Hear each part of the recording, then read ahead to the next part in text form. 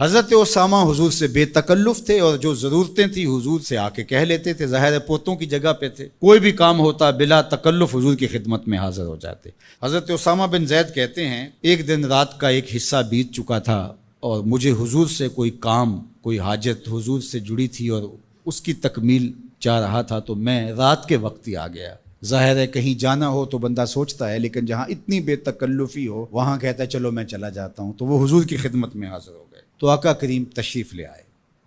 اللہ اکبر! حضور علیہ السلام نے ایسے ہی چادر لپیٹی تھی اور حضور کے اطراف میں ابھار تھے، لیکن مجھے نہیں پتا تھا کہ اندر کیا ہے، تو میں نے حضور سے حاجت کہی، حضور نے میری حاجت پوری کر دی۔ فلما فرغت من حاجتی، جب میں اپنی حاجت سے فارغ ہو گیا، جو میرا کام تھا وہ ہو گیا، تو پھر میں نے یہ سوال کر ہی لیا، قلت ما ھذا الذی انت مشتمل علیہ، میں نے کہا حضور یہ کیا ہے جس کے اوپر آپ نے چادر ڈال کر ڈھانپا ہوا ہے؟ فکشفہ، تو حضور نے کچھ بتانے کی بجائے چادر ہی کھول دی۔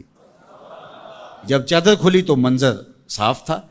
میں نے کیا دیکھا، سنو، حضرت اسامہ بن زید بن حارثہ بیان کرتے ہیں، فائز الحسن والحسین علی ورقہ، ایک پہلو سے امام حسن چمٹے تھے اور ایک جانب امام حسین چمٹے ہوئے، دونوں نے حضور کے پہلوؤں سے جفی لگائی ہوئی تھی، حضور علیہ السلام کے کشہین سے، حضور کے پہلوؤں سے لپٹے ہوئے تھے۔ اللہ اکبر! ظالموں، تم نے تیر حضور کے پہلوؤں پہ مارا ہے، حضور کے پہلوؤں سے یہ شہزادے لپٹے ہوئے ہیں۔ اور پھر آقا کریم نے کیا کہا، فقال ھذان ابنایا، فرمایا یہ دونوں میرے بیٹے ہیں، و ابناؤ ابنتی، اور میری بیٹی کے بیٹے ہیں، اللہم انی احبہما، اے اللہ میں ان سے پیار کرتا ہوں، فاحبہما، تو ان سے پیار کر، فاحب من یحبہما، اور جو ان دونوں سے پیار کرے مالک اس سے بھی پیار کر۔ اللہ اکبر! حذیفہ بن یمان اپنی ماں کی مغفرت کا سوال لیے حضور کے پاس حاضر ہوئے تھے، اور آقا کریم نے ان کو یہ خبر بھی دی، حذیفہ سنو، یہ فرشتہ میرے سامنے حاضر ہے اور یہ میری فاطمہ اور میرے حسن حسین کے لیے جنتیوں کی سرداری کا مجدہ جاں فضا لے کر آئے ہیں، پیغام لے کر آئے ہیں، بشارت لے کر آئے ہیں۔